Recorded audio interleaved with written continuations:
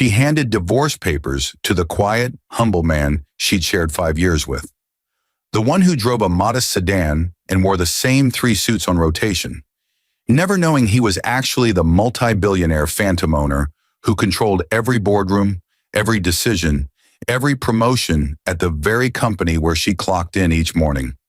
Sarah Chen had fallen for Marcus Reed's best friend, the charismatic VP who flashed designer watches and promised her the executive life she craved, completely unaware that the man she was leaving in their tiny apartment actually signed her paychecks from the shadows. Marcus had built an empire worth $47 billion while pretending to be a mid-level consultant, watching his wife climb the corporate ladder he secretly owned. But when she chose his best friend, the man he'd trusted with his darkest secrets, over their marriage, something inside the hidden titan finally snapped. He'd spent years protecting her from the brutal truth of his wealth, the enemies it created, the isolation it demanded. But now the woman who divorced him for lack of ambition and the best friend who'd betrayed him for love were about to discover why Marcus Reed had stayed hidden for so long. What did Marcus do when the 2 people he loved most destroyed him?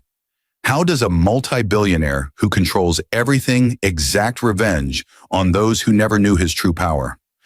And what happened when Sarah finally discovered her ex-husband's real identity and realized what she truly lost? The fluorescent lights of Hartwell Industries flickered as Jennifer Morrison gathered her courage in the corner office bathroom, staring at her reflection with a mixture of determination and disgust. Outside, the city stretched beneath the 42nd floor like a kingdom she'd never quite conquered, despite 5 years of clawing her way from junior analyst to senior project manager. Her phone buzzed again with another message from Blake Davidson, the vice president whose corner office sat 3 floors above hers, whose cologne cost more than her monthly grocery budget, whose attention had become an addiction she could no longer resist. She read his words for the 3rd time that morning, each syllable a promise of the life she'd always deserved, but never received from the man waiting at home. The man who still lived in that cramped 2-bedroom apartment in Queens, the man who drove a 15-year-old Honda Civic with a cracked windshield, the man whose idea of ambition was watching documentary films about architecture on Friday nights while eating microwave dinners. Thomas Morrison had been safe once, comfortable in his predictability, acceptable in his mediocrity. But safety had become suffocation, and Jennifer had finally met someone who understood that life was meant to be lived in penthouses, not prison cells disguised as starter apartments. She'd met Thomas 7 years ago at a company mixer, back when Hartwell Industries was just another corporation on her resume, and he was a consultant brought in to analyze operational efficiency. He'd been heavier then, almost obese, his shirt stretching across a belly that spoke of too many takeout meals and not enough discipline. But his eyes had been kind, genuinely kind in a way that felt foreign in the cutthroat world of corporate advancement. He'd made her laugh with self-deprecating humor about his weight, about his lack of social graces, about how he'd rather crunch numbers than make small talk. Jennifer had been recovering from a brutal breakup with an investment banker who cheated on her with his assistant, and Thomas's gentle attention had felt like balm on an open wound. They dated for 18 months before he proposed with a modest diamond ring that probably cost him 3 months of salary, and she'd said yes because he was stable, reliable, and utterly devoted to her happiness. The wedding had been small, intimate, everything her mother said a wedding should be when the groom wasn't wealthy enough for extravagance. Thomas had cried during his vows, promised her the world even though they both knew his salary cap was probably somewhere around $80,000 a year. She'd believed him then, believed that love could compensate for ambition, that partnership could substitute for passion. The first 3 years had been acceptable. Thomas worked long hours for various consulting firms, never staying anywhere longer than a contract required, always explaining that he preferred the flexibility of project-based work. Jennifer had found it strange that someone so analytically brilliant seemed content with perpetual temporary employment, but she'd attributed it to his lack of drive, his comfort with mediocrity. Meanwhile, her own career had flourished in ways she couldn't quite explain. Promotions came faster than expected, projects landed on her desk with perfect timing, executives noticed her contributions with surprising frequency. By year 4, she was earning significantly more than Thomas, a fact that initially embarrassed her, but eventually became a source of resentment. She was supporting them both on her income while he continued his consulting gigs that barely covered his personal expenses. The apartment stayed small because Thomas insisted they didn't need more space. The car stayed old because he claimed reliable transportation mattered more than appearance. The restaurant stayed cheap because he genuinely preferred hole-in-the-wall ethnic places to Michelin-starred establishments. Jennifer began to feel like she was drowning in his contentment, suffocating under his lack of ambition. Then Blake Davidson arrived at Hartwell Industries 6 months ago, hired as the new vice president of strategic development, and everything changed. Blake was everything Thomas wasn't. Tall where Thomas was average height, athletic where Thomas remained stubbornly overweight, despite Jennifer's hints about gym memberships. Charismatic where Thomas was awkwardly sincere. Blake wore custom suits and drove a Tesla, lived in a Tribeca loft and vacationed in Saint-Tropez. He noticed Jennifer immediately, complimented her presentation at a board meeting, invited her to drinks after a successful project launch. The affair began 3 months ago in his office after everyone else had gone home. Champagne and ambition mixing into something that felt like destiny rather than betrayal. Blake understood her hunger for more, validated her frustration with Thomas's complacency, promised her a life of luxury if she'd only have the courage to leave the dead weight holding her back. He'd been surprisingly direct about his intentions, explaining that he'd been watching her for months, that he saw her potential trapped beneath the burden of an unmotivated husband. Jennifer had resisted at first, the guilt of betrayal warring with the intoxication of being truly seen by someone who mattered. But Blake was persistent, and his persistence felt like the romantic pursuit she'd never experienced with Thomas, who'd always been too grateful for her presence to properly chase her affection. The decision to divorce had crystallized 2 weeks ago, during a particularly mundane evening, when Thomas suggested they celebrate her recent promotion with homemade pasta and a documentary about the Panama Canal.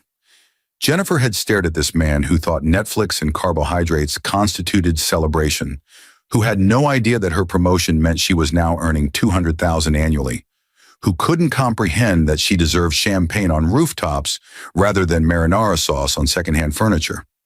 She'd told him that night, words spilling out with more venom than she'd intended, accusations about his lack of ambition, poisoning what should have been a simple conversation about growing apart. Thomas had gone very still, his expression shifting from confusion to something else, something she couldn't quite read. He'd asked if there was someone else, his voice carefully neutral, and Jennifer had been honest because she was done with pretending. Yes, there was someone else, someone successful, someone who understood what it meant to actually want something from life. Thomas had nodded slowly, then asked if she was certain this was what she wanted. When she'd confirmed, he'd simply said he'd make the arrangements easy for her, that he'd never wanted to be an obstacle to her happiness. The divorce papers had been drawn up with surprising speed, Thomas's lawyer handling everything with an efficiency that seemed out of character for someone so supposedly unmotivated.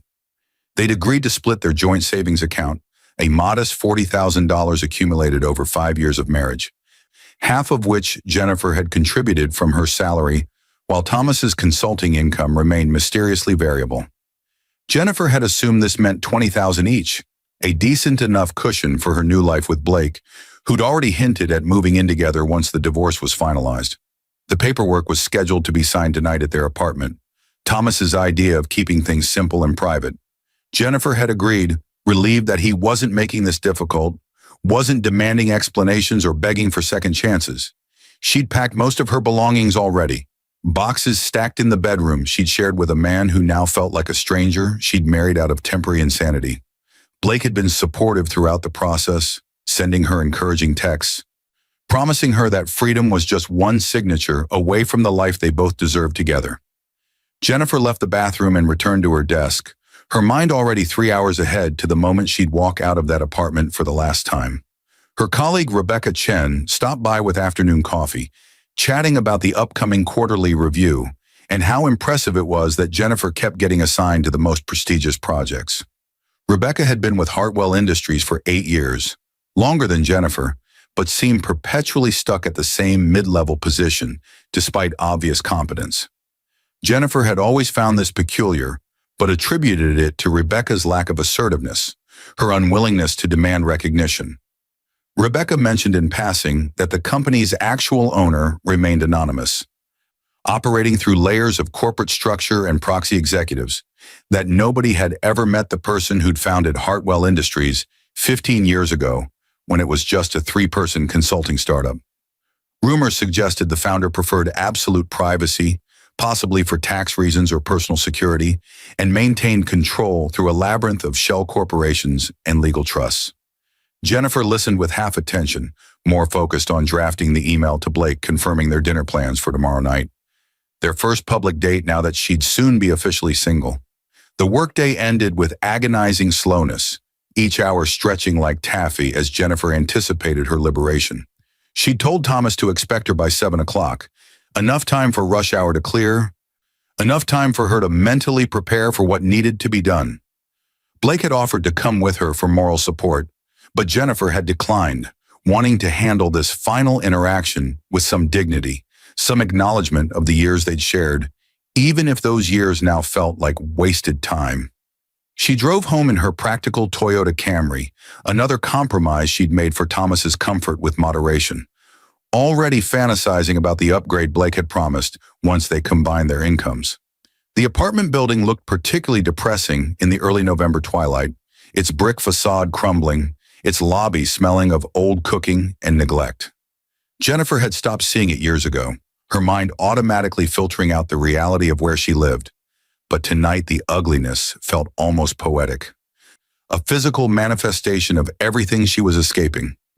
Thomas was waiting in the living room when she arrived, the divorce papers spread across their cheap IKEA coffee table like accusations. He'd ordered Chinese takeout, the containers still steaming, an oddly domestic touch that irritated Jennifer more than it should have. He looked exactly as he always did, wrinkled button-down shirt stretched across his persistent belly, khakis that had seen better days, worn sneakers instead of proper shoes. His face was pleasant enough, unremarkable features that blended into crowds, the kind of face you'd forget 5 minutes after a conversation ended. He smiled at her with what seemed like genuine warmth, gesturing to the food he'd bought, suggesting they might as well eat before handling the paperwork. Jennifer felt a surge of impatience at his inability to read the moment, his insistence on maintaining normalcy when their entire relationship was being dismantled. She declined the food, said she wanted to just sign and leave. The dragging this out served no purpose. Thomas nodded, understanding flickering across his expression, and slid the papers toward her along with a pen. She read through the document quickly, her eyes catching on the financial settlement section. The joint account would be emptied and closed, the full $40,000 transferred to Jennifer's personal account, Thomas keeping nothing for himself. Jennifer looked up sharply, confusion tempering her irritation. This wasn't what they'd agreed to, wasn't the 50-50 split his lawyer had proposed. Thomas explained calmly that he'd thought about it and decided she'd contributed more to their life together, that she deserved to start fresh with resources he clearly didn't need. His generosity felt like condescension, like pity from someone who had no right to either emotion, and Jennifer's gratitude curdled into something uglier. She asked why he was being so accommodating, whether guilt was finally penetrating his oblivious contentment. Thomas said nothing for a long moment, just studied her face with an intensity she'd never seen before, then told her he'd always wanted her to be happy, even if that happiness excluded him. Jennifer signed the papers with aggressive strokes, her signature a declaration of independence. Thomas witnessed her signature, then signed his own portion, his handwriting surprisingly elegant for someone so careless about appearances. The marriage was over, dissolved by mutual agreement, effective immediately once filed with the court on Monday morning. Jennifer stood to leave, eager to escape the apartment that had represented her stagnation, but Thomas asked her to wait, said there was something else they needed to discuss. She sighed with theatrical impatience, checking her phone where Blake had sent another message asking how things were going, promising her a celebration dinner at that new French restaurant she'd been wanting to try. Thomas went to the bedroom and returned with a bottle of wine, expensive wine by the label, something Jennifer had never seen him purchase in 5 years of marriage.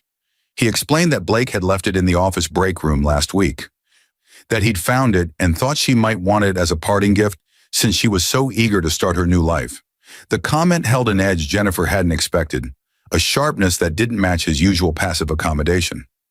She asked how he knew about Blake, and Thomas smiled that same warm smile that now looked somehow different, somehow calculating. He said he'd known for months that betrayal had a particular smell in corporate environments, that affairs were rarely as secret as the participants believed.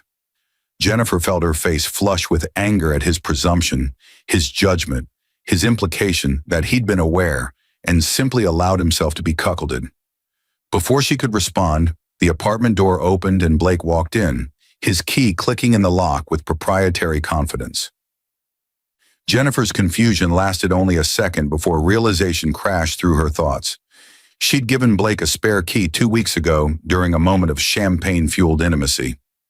Blake looked surprised to see Thomas still present, had clearly expected to find Jennifer alone, ready to celebrate her newly single status. He recovered quickly, though, his corporate charm activating like armor, extending his hand to Thomas with faux magnanimity and offering condolences about the divorce as if he hadn't been the catalyst. Thomas stared at the offered hand for a long moment, something unreadable crossing his features, then stood and walked toward Blake with deliberate slowness. Jennifer expected awkwardness, perhaps some pathetic attempt at masculine posturing from her soon-to-be ex-husband. Instead, Thomas looked Blake directly in the eyes and asked a single question in a voice that didn't sound like his own, didn't sound like the meek consultant she'd married. He asked Blake if he remembered their conversation from 3 months ago, the one where Blake had sworn on their 15-year friendship that he'd never pursue Jennifer, that he valued loyalty above all things. Blake's confident expression faltered, confusion and something like fear flickering across his features. Then Thomas did something that shattered Jennifer's understanding of reality. He pulled out his phone, tapped it twice, and suddenly Blake's own voice filled the apartment through the Bluetooth speaker, crystal clear audio from a recorded conversation. Blake's voice dripped with contempt as he described Thomas as that fat fucking nobody, detailed his seduction of Jennifer as a game, laughed about how easy it had been to manipulate a woman desperate for validation, explained his strategy of using her to gain insider information about Hartwell Industries' confidential projects. Jennifer's blood went cold as she heard herself being described as decent enough in bed, but mostly just a useful idiot with access. Heard Blake speculate about discarding her once he'd extracted enough corporate intelligence to leverage a better position at a competitor company.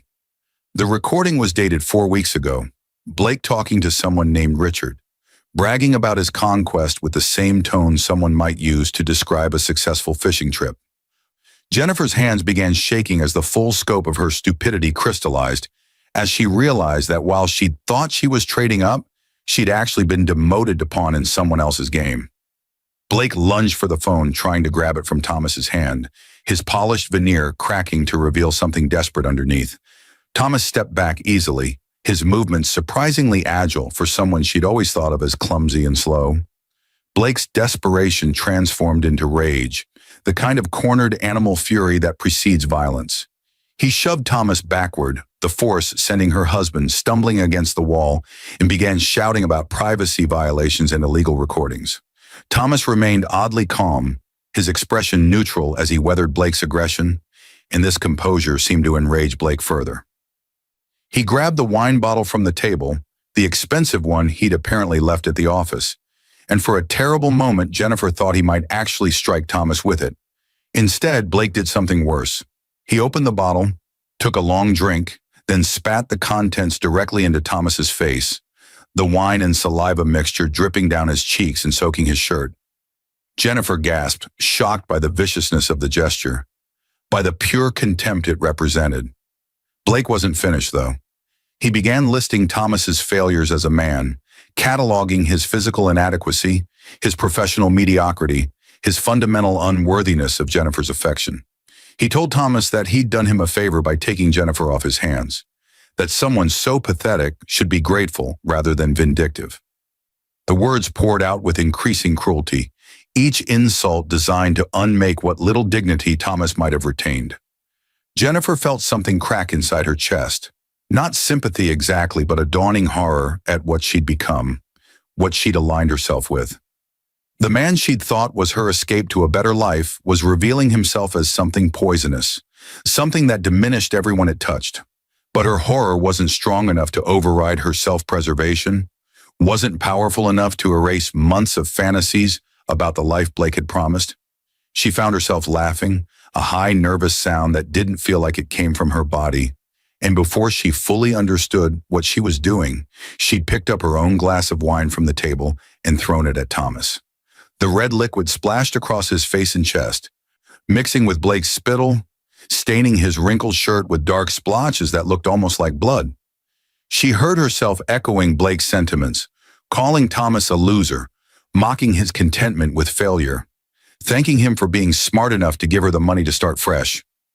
The words felt foreign in her mouth, too cruel for who she thought she was. But Blake's approving laughter encouraged her, validated this version of herself that could be vicious when necessary. Thomas stood there dripping with wine and humiliation, his expression still strangely peaceful, and this calm somehow made Jennifer angrier, made her want to provoke some reaction, some acknowledgement that she'd wounded him. Thomas walked to the bathroom and returned with a towel, methodically wiping his face and neck, while Blake and Jennifer watched, united in their contempt. He dried himself with the same patience he brought to everything, his movements unhurried despite the degradation he'd just experienced. When he finished, he folded the towel neatly and set it on the counter, then turned to face them both with eyes that held something Jennifer had never seen before, something that made her instinctively step backward. He told them calmly that they deserved each other, that he hoped they'd be very happy together, that he bore them no ill will despite everything. The words should have sounded bitter, should have dripped with sarcasm, but Thomas delivered them with apparent sincerity that felt more unsettling than rage would have been. Blake laughed, called him pathetic again, asked if he planned to cry about this in his sad little apartment while they celebrated in penthouses. Thomas smiled then, really smiled, and said that celebrations were indeed in order, that he was genuinely happy for them both. He mentioned that he'd heard through mutual friends that they were planning to get married soon, that Blake had already proposed during a weekend trip to the Hamptons, that Jennifer had accepted with enthusiasm. Jennifer's face flushed because this was true, because Blake had surprised her with a ring 3 days ago, because they'd been planning a quick wedding for next month, something small but elegant at a boutique hotel in Connecticut. Thomas reached into his pocket and pulled out a cream-colored envelope, expensive stationery that looked out of place in his cheap apartment. He handed it to Jennifer with a slight bow, mockingly formal, and told her to consider it their wedding invitation, his gift to their future happiness. Jennifer opened it confused, expecting perhaps some final pathetic plea, some last-ditch attempt to win her back. Instead, she found a check made out to her name, $50,000, far more than their joint account had ever contained. Attached was a note in Thomas's elegant handwriting, congratulating them on their upcoming nuptials and insisting they use the money to make their wedding everything they dreamed. Blake snatched the check from her hands, examined it with suspicion, asked where the hell Thomas had gotten this kind of money. Thomas explained casually that he'd made some good investments over the years, that he'd always kept a separate emergency fund Jennifer hadn't known about, that he wanted them to start their marriage properly funded. The explanation sounded plausible enough, but something in his tone suggested layers Jennifer couldn't penetrate, mysteries she'd never bothered to investigate during 5 years of marriage. Blake pocketed the check with greedy satisfaction, told Thomas this was the least he could do after wasting 5 years of Jennifer's life, that maybe there was some decency in him after all. Thomas wished them well one final time, grabbed a jacket from the closet, and walked toward the door. He paused at the threshold, looked back at Jennifer with an expression she couldn't decipher, and told her she'd been right about one thing.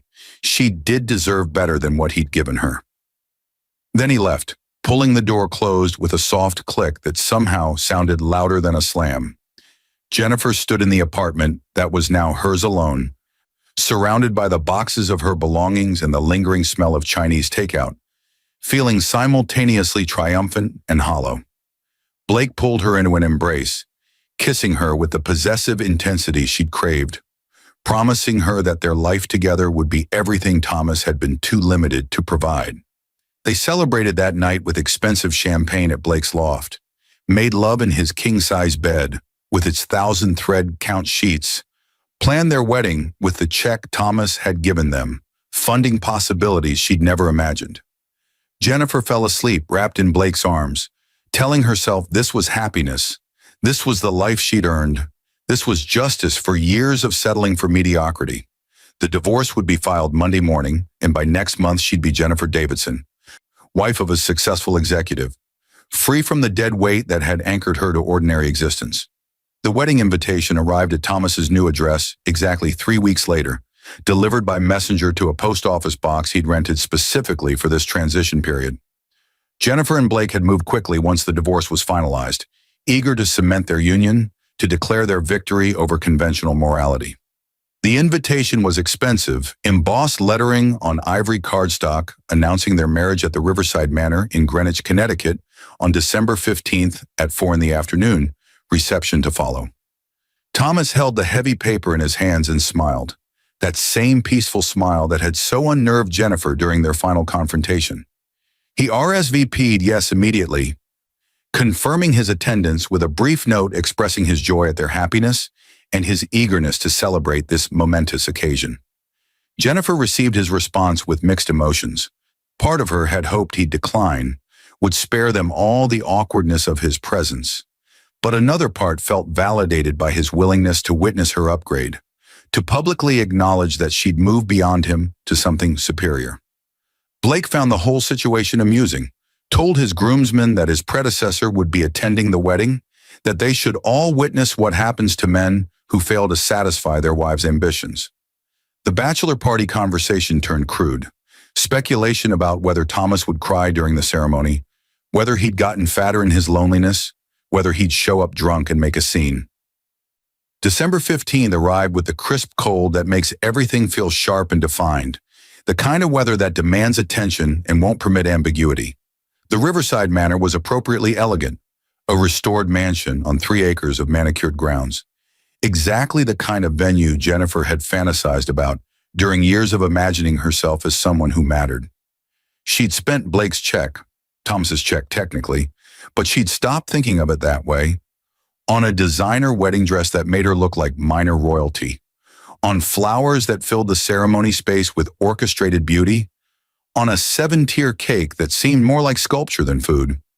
Blake had invited over 200 guests, a mixture of Hartwell Industries executives, business contacts, old college friends, and family members who'd flown in from across the country. Jennifer's guest list was smaller, her own family less impressed with Blake than she'd hoped, but she'd filled out the numbers with work colleagues who oohed and awed appropriately at the lavishness surrounding them. The ceremony was scheduled for 4 o'clock, but by 3:30 most guests had arrived, mingling in the grand foyer with champagne flutes and anticipatory conversation. Jennifer waited in the bridal suite upstairs, her hands trembling slightly with excitement and something else she couldn't quite name, some whisper of unease she attributed to normal wedding anxiety. Thomas arrived at 3:45, his timing precisely calculated to avoid the early crowd, but not late enough to cause disruption. The valet parking attendant took one look at him and tried to direct him to vendor parking, assuming someone dressed in an obviously cheap suit driving a Honda Civic must be delivering something rather than attending. Thomas corrected him politely, handed over his keys, and walked into the manor with the same unhurried gait that had characterized all his movements. He looked exactly as Jennifer remembered, slightly overweight, indifferently dressed, utterly forgettable in his ordinariness. Several guests glanced at him and quickly looked away, their eyes sliding off his unremarkable appearance, their attention returning to more interesting conversation partners. Thomas made his way to the ceremony space, a converted ballroom with chairs arranged in neat rows facing an altar, decorated with white roses and trailing ivy. He selected a seat in the back corner, away from the main sections reserved for family and close friends, positioning himself where he could observe without being observed. Other guests filled in around him, chatting about business and weather and how beautiful the venue was, occasionally glancing at Thomas with mild curiosity before dismissing him as probably someone's boring relative. Blake's best man spotted Thomas during a final pre-ceremony check of the seating arrangements, recognized him from office parties and corporate events, where Jennifer had dragged her husband to networking opportunities he never properly utilized. He rushed to alert Blake, who was adjusting his bow tie in the groom's preparation room, warning him that the ex-husband had actually shown up, that they might want security ready in case things got uncomfortable. Blake laughed, genuinely amused rather than concerned, told his best man that Thomas's presence was actually perfect, that having your wife's former husband watch her marry someone superior was the ultimate validation. He instructed his groomsmen to keep an eye on Thomas during the reception, to make sure he saw every kiss, every first dance, every moment that demonstrated what Jennifer had gained by trading up. Blake felt magnanimous in his victory, secure enough in his conquest to tolerate the presence of the defeated, confident that Thomas's attendance would only highlight the vast gulf between mediocrity and success. He checked himself in the mirror one final time, admired how well his custom tuxedo fit his athletic frame, how his professional teeth whitening made his smile dazzle, how his expensive haircut framed his face with calculated precision. The ceremony began promptly at 4, the string quartet playing Pachelbel's canon as guests settled into their seats. The wedding party proceeded down the aisle in traditional order, bridesmaids in coordinated sage green dresses, groomsmen in matching tuxedos, the flower girl scattering petals with rehearsed precision. Then the music shifted to the wedding march, and Jennifer appeared at the back of the ballroom on her father's arm, backlit by the late afternoon sun streaming through the tall windows, looking exactly like the fairy tale princess she'd always imagined herself becoming. She walked slowly, savoring every step, meeting the eyes of guests who murmured appreciation at her beauty, feeling the weight of admiring gazes like a coronation. Her eyes found Blake at the altar, his expression appropriately awed, his love or reasonable facsimile thereof displayed for everyone to witness. For a moment she let her gaze drift across the assembled guests, cataloging who had come to witness her triumph, and her eyes caught on a figure in the back corner. Thomas sat perfectly still, his face neutral, his hands folded in his lap, watching her processional with the same peaceful expression that had so unnerved her during their final encounter. Jennifer felt a flash of irritation that he'd actually come, that he couldn't give her this moment without his presence casting a shadow. But she pushed the feeling aside and focused on Blake, on the future, on everything she'd gained. The officiant was a friend of Blake's family, a judge who'd agreed to perform the ceremony as a personal favor. And he conducted the proceedings with appropriate gravitas. The vows were traditional, promises of love and loyalty and partnership that both Jennifer and Blake delivered with convincing sincerity. When the judge asked if anyone present had objections to this union, the guests chuckled at the antiquated formality, secure in the knowledge that no one would be dramatic enough to speak. The moment passed without incident, and the ceremony continued toward its inevitable conclusion. Rings were exchanged, expensive platinum bands that Blake had selected from Tiffany, and the judge pronounced them husband and wife with theatrical flourish. Blake kissed Jennifer with Hollywood enthusiasm, dipping her dramatically while guests applauded and camera flashes erupted like small supernovas. Jennifer felt dizzy with happiness, with vindication, with the certainty that she'd finally claimed the life she deserved.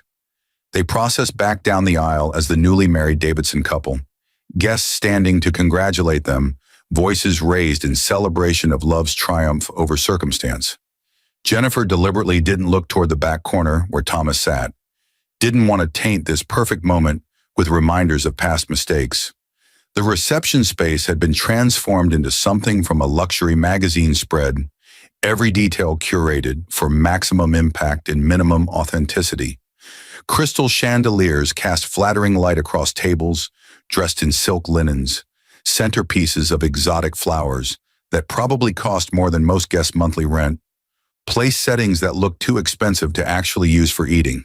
The head table positioned Jennifer and Blake center stage, elevated slightly so everyone could admire them throughout the evening, surrounded by their wedding party who'd been chosen partly for attractiveness and partly for social value.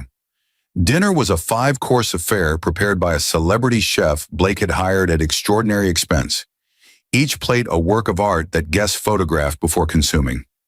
Wine flowed freely, expensive vintages that the sommelier described in detail to anyone who'd listen, and the conversation grew progressively louder as inhibitions dissolved in alcohol and celebration. Jennifer felt like she was floating, her champagne buzz mixing with genuine elation, everything she'd imagined about this moment crystallizing into reality. Blake kept his hand possessively on her thigh throughout dinner, occasionally leaning over to whisper crude promises about their wedding night, treating her like a prize he'd won through superior strategy and execution. Thomas remained at his assigned table in a far corner of the reception space, positioned with other low-priority guests who'd been invited more out of obligation than genuine desire for their presence. He ate his dinner quietly, complimented the food to his table mates, engaged in polite small talk about weather and traffic without revealing anything substantive about himself. The other guests at his table had determined within 15 minutes that he wasn't worth cultivating for networking purposes, and they'd shifted their attention to more promising social opportunities, leaving Thomas essentially alone, despite being surrounded by people. He seemed content with this isolation, sipping his wine slowly, watching the celebration unfold with an expression that might have been happiness or might have been something else entirely. As the evening progressed and the champagne kept flowing, Blake's groomsmen began making increasingly obvious remarks about the ex still hanging around, loud enough for Thomas to hear, speculating about whether he was hoping Jennifer would change her mind, whether he'd brought a sad little gift, whether he understood that some men were simply born to be replaced by better models. Thomas showed no reaction to these provocations, just continued eating his overpriced dinner with the same patient attention he'd brought to everything in his life. After dinner came the traditional reception performances: first dance, father-daughter dance, cake cutting, bouquet toss, all the ritualized moments that transform a party into a wedding. Jennifer and Blake's first dance was choreographed. They'd taken lessons specifically for this moment, and they executed their routine with the polish of people who'd invested serious time in appearances. Guests formed a circle around them, clapping in rhythm, pulling out phones to record this display of romantic coordination. When the dance ended, Blake spun Jennifer dramatically and dipped her low, holding the position long enough for every camera to capture the moment, then pulled her up into a kiss that seemed designed more for the audience than for intimacy. The DJ transitioned smoothly into an upbeat song that invited everyone onto the dance floor, and the reception transformed into the kind of corporate party Jennifer had always envied from the outside. Attractive people performing wealth and success with their bodies and their laughter. Blake was pulled away by a group of executives who wanted to congratulate him, to slap his back and make jokes about ball and chain, to bond over shared masculine anxiety about commitment dressed up as humor. Jennifer found herself momentarily alone, surveying her triumph, feeling the pleasant exhaustion of being the center of attention for hours. She decided this was the perfect moment to confront Thomas, to ensure he understood exactly what he'd lost, to make absolutely certain he felt the full weight of her upgrade. She spotted him still sitting at his corner table, nursing what appeared to be his second glass of wine, watching the dancing with that same infuriating, peaceful expression. Jennifer walked toward him with the particular grace that comes from wearing an expensive dress and knowing you look good in it, her confidence amplified by champagne and validation. She arrived at his table and sat down uninvited, arranging her dress carefully, looking at him with a mixture of pity and triumph that she didn't bother to disguise. She asked him why he'd really come, what he'd hoped to accomplish by witnessing her marriage to someone so obviously superior. Thomas looked at her for a long moment, his eyes traveling across her face with an attention that felt uncomfortably penetrating, then told her simply that he'd come to say goodbye properly, to see her happy before he moved on with his own life. Jennifer felt a flash of genuine curiosity. Moved on how exactly? Was there some other unfortunate woman willing to settle for his mediocrity? Thomas smiled that mysterious smile and said he was relocating for work, taking a position that required his full attention, leaving New York behind for new opportunities. Before Jennifer could respond, Blake appeared at her shoulder, his hand immediately going to the back of her neck in a gesture of possession. He looked down at Thomas with unconcealed contempt, asked loudly enough for nearby tables to hear if Jennifer's ex was boring her with stories about his exciting life of failure and obscurity. Thomas stood slowly, his movements deliberate, and faced Blake with an expression that had shifted slightly, hardened around the edges. He extended his hand for a handshake, the same gesture Blake had offered in the apartment weeks ago. And Blake took it automatically, conditioned by years of corporate networking to accept offered hands. Thomas's grip tightened, not painfully but firmly enough to command attention, and he leaned in close, speaking directly into Blake's ear. Jennifer couldn't hear what he said, but she saw Blake's expression change, saw color drain from his face, saw something like fear flicker across his features. When Thomas released his hand and stepped back, Blake looked like he'd been struck, his confident posture crumbling slightly, his smooth facade developing cracks. Thomas thanked them both for a lovely evening, congratulated them again on their marriage, and told Jennifer with apparent sincerity that he hoped Blake gave her everything she'd been looking for.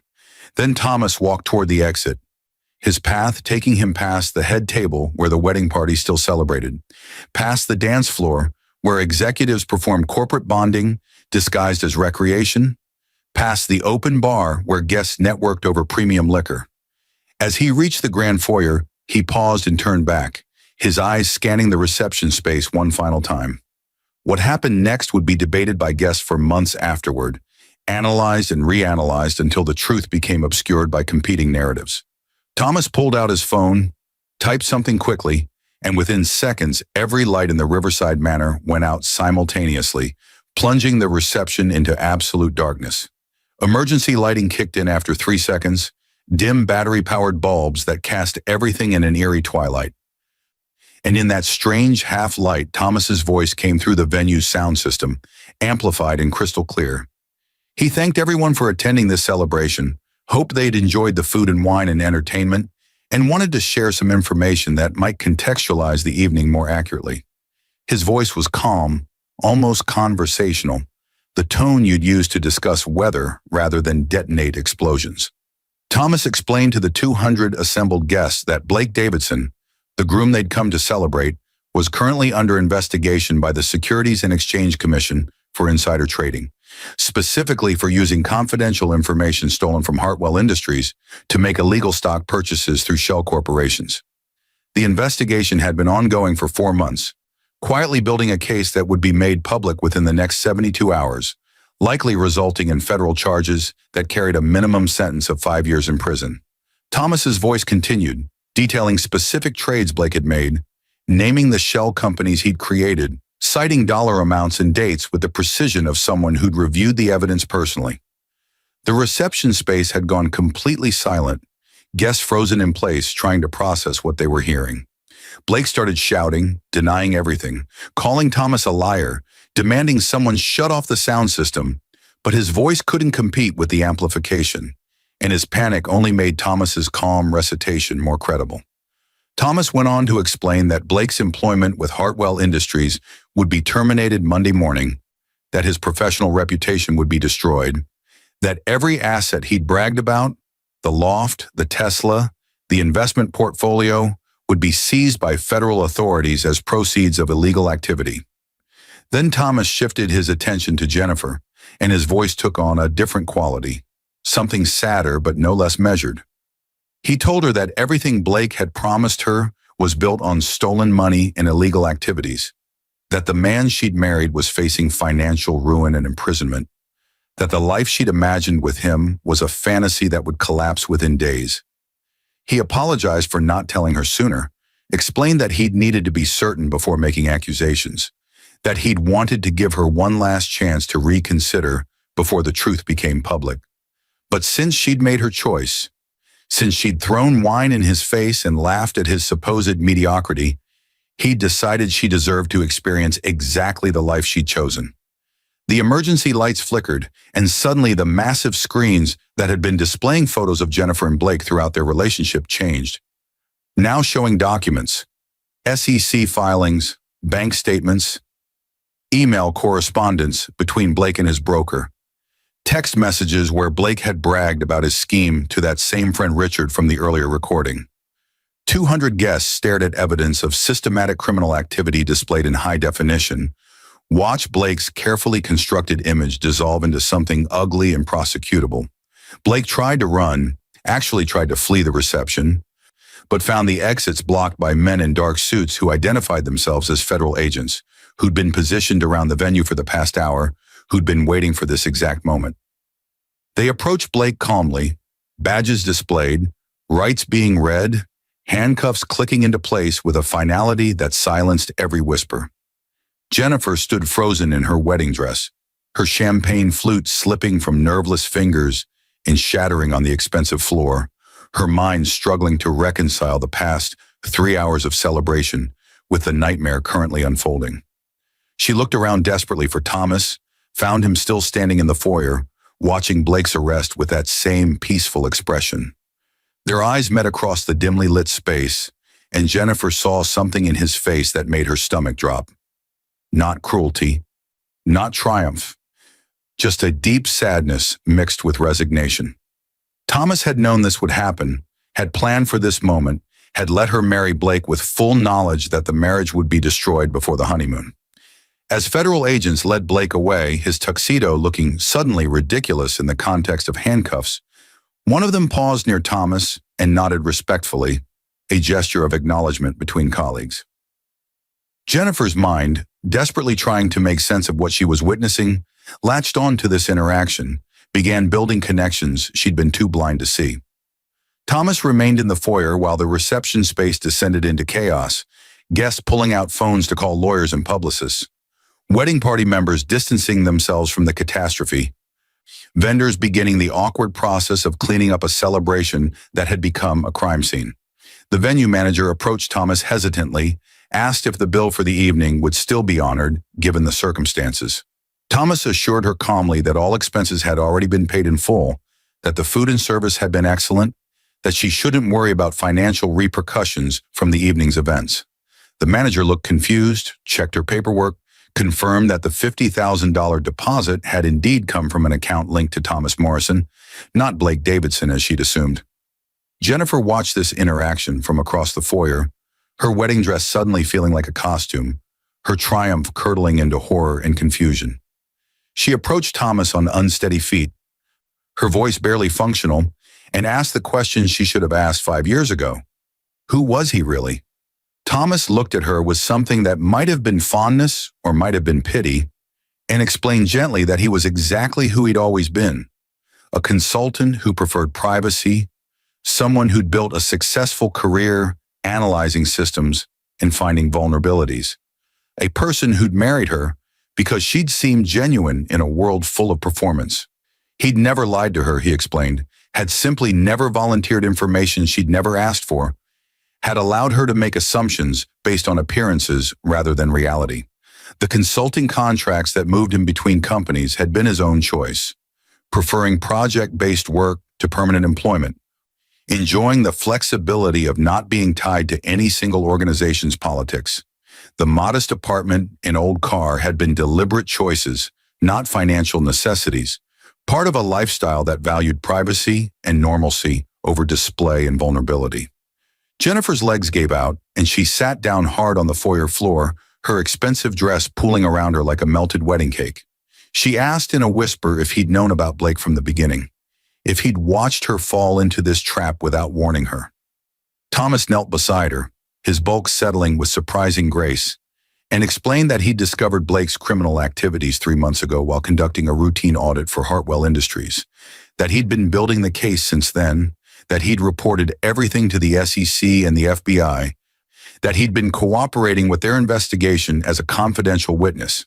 When Blake had started his affair with Jennifer, Thomas had been faced with an impossible choice: reveal Blake's criminality and look like a jealous husband trying to sabotage his wife's new relationship, or stay silent and let Jennifer make her own decisions. He'd chosen silence, hoping that Jennifer would see through Blake's performance before things went too far. But she hadn't, and so Thomas had done the only thing he could. He'd ensured that when the consequences arrived, they'd be complete and undeniable, that Jennifer wouldn't be able to rationalize or minimize what Blake really was. The guests were leaving now, streaming out of the venue in clusters, phones pressed to ears, voices raised in excited gossip, already crafting the stories they'd tell about the wedding that became a federal arrest. Jennifer's family approached cautiously, her mother's face a mask of barely concealed, "I told you so," her father's expression mixing anger and concern. Thomas stood and greeted them politely, took responsibility for the disruption, apologized for ruining their daughter's wedding day. Jennifer's father, who'd never particularly liked Thomas, but had respected his steady devotion to Jennifer, asked him bluntly what happened to the quiet consultant they'd met 7 years ago. Thomas smiled sadly and said that person still existed, had never stopped existing, had simply been invisible to people who didn't care to look closely. He shook her father's hand, hugged her mother briefly, and told them to take care of Jennifer, that she'd need support in the coming weeks as Blake's prosecution moved forward. Then he walked toward the exit, his cheap suit and worn shoes carrying him across marble floors toward the valet station. Jennifer found her voice finally, called out his name with desperation that surprised her. Thomas paused but didn't turn around, waiting for whatever she needed to say. She asked through tears if he'd done all this for revenge, if destroying her wedding day had made him feel powerful, if he'd enjoyed watching her humiliation. Thomas turned slowly, his face gentle but firm, and told her this had never been about revenge or punishment. He'd done this to protect her from fully entangling her life with a criminal, from potentially being charged as an accomplice to Blake's schemes, from wasting more years with someone who'd been using her as an asset rather than loving her as a person. The timing had been deliberate, yes. Letting her marry Blake before the arrest ensured she'd see the truth before the honeymoon fantasy could fully take root, before she'd invested more than just one day in the illusion. It was cruel to be kind, perhaps, but Thomas had decided that short-term humiliation was preferable to long-term catastrophe. Jennifer wanted to scream at him, to blame him for everything, but somewhere beneath her shock and horror, she recognized the truth in what he was saying, understood that he'd probably saved her from federal investigation or worse. Thomas walked to his waiting Honda Civic, tipped the valet generously, and drove away from the Riverside Manor without looking back. Jennifer stood in the foyer of her destroyed wedding reception, her designer dress stained with champagne and tears, surrounded by the ruins of every plan she'd made. The venue staff began breaking down tables and packing up centerpieces with the efficient melancholy of people who'd seen parties end badly before. Jennifer's phone buzzed with messages from colleagues at Hartwell Industries, everyone suddenly very interested in her relationship with Blake, everyone wanting to know how much she'd known about his illegal activities. She realized with dawning horror that her career was probably over too, that regardless of her actual innocence, association with Blake would taint her professionally, that the promotions and opportunities she'd enjoyed might now be scrutinized as potential involvement in his schemes. Everything she'd built, everything she'd sacrificed her marriage for, was collapsing like a tower built on sand. She pulled off her wedding rings, the platinum bands Blake had selected to symbolize their eternal bond, and held them in her palm, their weight suddenly unbearable. Her mother sat down beside her on the cold marble floor, wrapped an arm around her shoulders, and for the first time in years, Jennifer allowed herself to cry without caring about makeup or appearances. She cried for her stupidity, for her cruelty to Thomas, for the life she'd destroyed chasing a fantasy of success that turned out to be criminal fiction. She cried because she'd thrown wine in the face of a man who'd apparently loved her enough to save her, despite her betrayal, who'd endured her contempt and Blake's spittle and public humiliation to ensure she didn't end up in federal prison. Her mother held her without speaking, letting Jennifer's sobs echo through the emptying venue. And after a long time, her father's voice cut through the crying with a simple observation. At least now she knew what kind of man she'd been married to, and what kind she'd thrown away. The days following the wedding arrest were a special kind of hell Jennifer hadn't imagined possible. Blake's prosecution moved forward with the mechanical inevitability of federal bureaucracy, his crimes detailed in press releases and news articles that portrayed him as exactly the kind of corporate predator people love to hate. Jennifer's name appeared in several articles as the bride present during Davidson's arrest, her humiliation documented for public consumption, her wedding photos juxtaposed with mugshots and a cautionary tale about white-collar crime. Hartwell Industries placed her on administrative leave pending an internal investigation into whether she'd benefited from or contributed to Blake's insider trading. Colleagues who'd congratulated her on her promotion months ago now avoided her calls, and her professional reputation, everything she'd cared about more than her marriage, disintegrated faster than she could defend it. The $50,000 Thomas had given them for the wedding was seized by federal authorities as potential proceeds of illegal activity, despite Thomas's attempts to prove it came from his personal funds. The wedding dress, the decorations, the non-refundable deposits, all of it became financial loss added to emotional devastation. Jennifer moved back in with her parents, unable to afford her apartment, on a salary that had disappeared with her job, and spent her days reviewing her memories of the past year, looking for signs she'd missed, clues she'd ignored. The evidence had been everywhere if she'd bothered to look. Blake's vague explanations about his investment success, his unusual interest in her work projects, his questions about confidential company information disguised as pillow talk. She'd been so blinded by his attention, so desperate to believe she'd found someone who valued her ambition, that she'd actively ignored every red flag. Most painful was reviewing her treatment of Thomas, remembering the contempt in her voice when she'd called him a loser, the laughter when she'd thrown wine in his face, the casual cruelty of inviting him to watch her marry his betrayer. Thomas hadn't responded to any of her attempts at contact, had apparently moved away as he'd mentioned, leaving no forwarding information. She'd destroyed him for being ordinary, mocked him for being content, and he'd responded by saving her from herself. 3 months after the wedding arrest, Jennifer received a package at her parents' house. No return address, postmarked from Washington, D.C.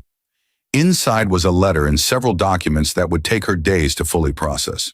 The letter was from Thomas, handwritten in his elegant script, explaining things he'd never told her during their marriage. He began by apologizing for the deception, acknowledging that his privacy had probably hurt her, even though she'd never seemed interested in his professional life. Thomas explained that he'd founded Hartwell Industries 15 years ago as a 3-person consulting startup, had grown it systematically into a multinational corporation worth billions, had deliberately structured his ownership through layers of legal entities to maintain personal privacy and security. He'd learned early in his career that wealth made you a target for lawsuits, for kidnapping, for people who wanted your money rather than your company. And so he'd built systems to separate his identity from his assets, to live normally while managing extraordinary resources. When Thomas had met Jennifer at that company mixer 7 years ago, he'd been dealing with the aftermath of a relationship that had disintegrated once his wealth became known. A woman who transformed from genuine partner into a resource extractor overnight. He'd been heavier then because stress eating was his coping mechanism, and Jennifer's apparent indifference to his weight or status had felt like salvation. For the first time in years, someone had liked him for himself rather than his portfolio, had chosen him despite his physical appearance rather than because of his financial assets. So he'd married her without disclosing his wealth, wanting to preserve that feeling of being valued for who he was rather than what he owned. It had worked for 3 years, and Thomas had been genuinely happy even in their modest apartment, even driving his old car, even pretending to be a mid-level consultant. He'd engineered Jennifer's promotions at Hartwell from behind the scenes, pleased that he could support her ambition without her knowing, giving her opportunities to succeed on her own merit while ensuring she got the recognition she deserved. But Thomas acknowledged in his letter that his deception had been unfair, that Jennifer had made life decisions based on incomplete information, that her frustration with his apparent lack of ambition was partially his fault for not being honest about his success. When she'd started her affair with Blake, Thomas had felt a familiar pain, the realization that ultimately Jennifer cared more about appearances and status than about their partnership, that she'd probably always been destined to leave once someone flashier came along. He'd hired investigators who'd uncovered Blake's criminal activities within weeks, and Thomas had been faced with the choice of exposing everything immediately or letting the situation play out. He'd chosen the latter because he'd wanted Jennifer to see clearly what she was choosing, wanted her to experience the full consequences of valuing performance over substance. The wedding arrest hadn't been revenge, Thomas insisted, but education, a final gift from someone who'd loved her enough to show her the truth, even when it meant causing her pain. The documents accompanying the letter were divorce papers, signed by Thomas and already filed with the court, finalizing their separation with generous terms. Thomas had transferred $5 million to a trust in Jennifer's name, structured so she'd receive a monthly allowance for life, but couldn't access the principal, protecting her from both poverty and her own potential bad decisions. He'd also included a reference letter for her professional rehabilitation, carefully worded to make clear she'd had no involvement in Blake's crimes, written on Hartwell Industries' letterhead and signed by the corporation's anonymous founder. Thomas explained that he'd already spoken with the SEC and FBI, had vouched for her innocence, had ensured she wouldn't face charges related to Blake's prosecution. This was his final gift, he wrote: financial security and a clean professional slate, the foundation to rebuild whatever life she chose. He asked for nothing in return, wanted no contact, hoped only that she'd learn from this experience and choose more carefully in the future. The letter ended with a simple goodbye, and Thomas's signature had a finality that suggested he meant it. Jennifer sat on her childhood bed, surrounded by documents that proved her ex-husband was one of the wealthiest men in America, that she'd been living in poverty while married to a billionaire, that she'd thrown away financial security most people couldn't imagine because she'd been too shallow to see past appearances. The irony was so perfect it almost seemed designed, a morality tale about greed and blindness dressed up as a failed marriage. She thought about Thomas sitting in that apartment watching documentaries while secretly running a corporate empire, about him enduring her complaints about money while having more than she could spend in 10 lifetimes, about him taking abuse from Blake while holding the power to destroy them both with a phone call. He'd given her exactly what she'd claimed to want, the truth about status and ambition, and the lesson had broken her completely. Blake was in federal prison now, serving 8 years for securities fraud, and Jennifer heard through mutual acquaintances that he blamed her for everything, claimed she'd been working with Thomas from the beginning to set him up, rewrote their entire relationship as a conspiracy rather than admit he'd been caught. Jennifer never saw Thomas again. She heard updates occasionally through the professional grapevine. Hartwell Industries had grown even larger, had acquired several competitors, had become one of the most influential corporations in their sector. The founder's identity remained officially secret, though Jennifer now understood dozens of small details that should have revealed the truth if she'd been paying attention. She used the trust Thomas had established to go back to school, earned an MBA, rebuilt her career slowly and carefully at a smaller firm where nobody cared about her past. She never married again, never even dated seriously, too aware of her own capacity for self-deception to trust her judgment about potential partners. Sometimes late at night she'd pull out the letter Thomas had written, read his careful explanation of why he'd done what he'd done, and feel the weight of everything she'd destroyed through her own ambition and blindness.